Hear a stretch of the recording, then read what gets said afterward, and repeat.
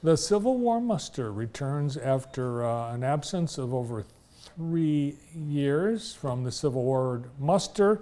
We have President Maurice Imhoff.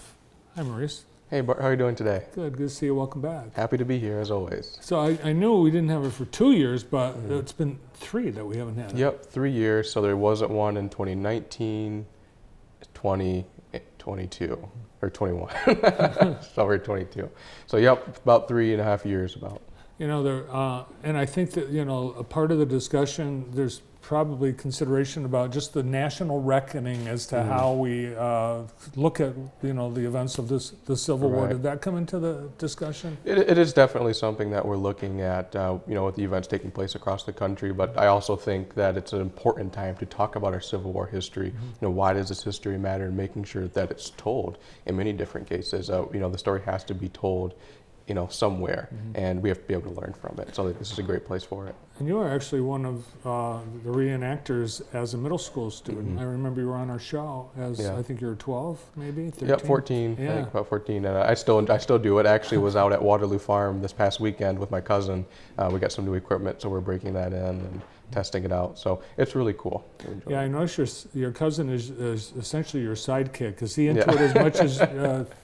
Yeah, he really enjoyed it. When I was first getting involved with it, I lived with him in my father's house in Lansing, and he would always be taking the equipment, running away with it, trying to try it out and such. So him actually being able to take full grasp of it now and be fully involved, he's really enjoyed. Cool. All right, so the muster's back, but new, and I think this is a welcome change back at Cascades. Yep. So we did decide to move the event back to Cascades. There are a lot of people who definitely miss the natural amphitheater, and especially bringing the event back after so long. There's so many different changes that have to be done, you know, going back. So it was a lot easier just to go back to Cascades, where it's been there for over 30 years, you know, so everyone knows what to do for the most part.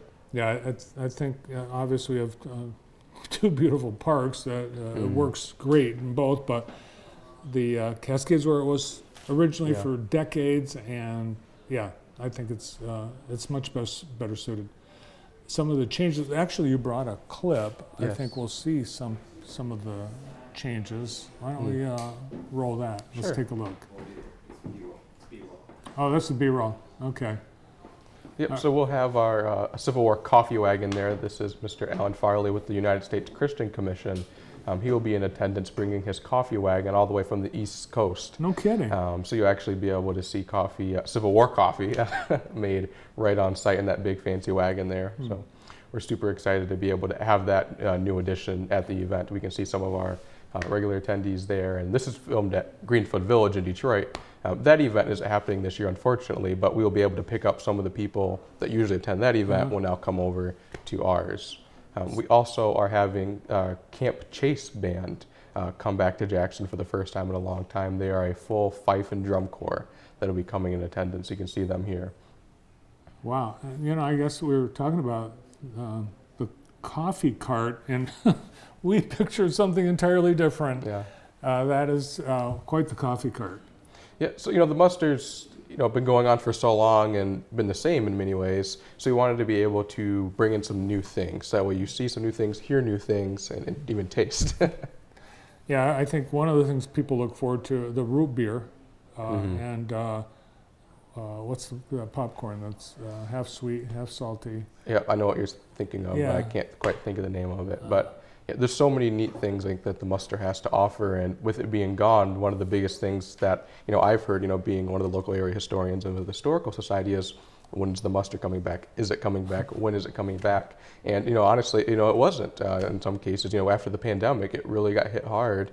Being able to have a team to help put this event on that scale on, but after getting that many calls, we decided, we really have to make this happen, and the Jackson community really stepped up to help us, and including Phil Tripp, as you know, was one of our main sponsors, and really stepped up to help bring the muster back, and it's something that I think the community will enjoy this year. The muster is free, and it always has been. Yep, and that was something that will never change. It's an educational event. Not all of this history can be taught in schools. The books get shorter and shorter because they have to add on all these different pieces. So this is a great place to be able to learn different aspects of the American Civil War right in your own backyard. the authenticity is amazing, and you as a reenactor, right down to the buttons, every detail is as it was in the 1860s. Absolutely correct. Yep, we want to be able to take you right back to that period and show you what it was like. And even, you can see the battlefield smoke, you see the fire, you smell that, and it takes you right to that period. So we can be able to educate people in the best way possible, of what life was like in the Civil War. But we also want to make sure that people are asking questions. Why did this happen? Where is this unit from? What units were from here in Jackson? We just had the dedication for the Camp Jackson historical marker, where 2 regiments, of over 1,500 soldiers that fought in the Civil War, trained right here in Jackson. That's a great point, Maurice, because people will ask, well, Jackson, why? A Civil War muster in Jackson. We weren't a Civil War battlefield. We weren't one of the states where any of the battles occurred.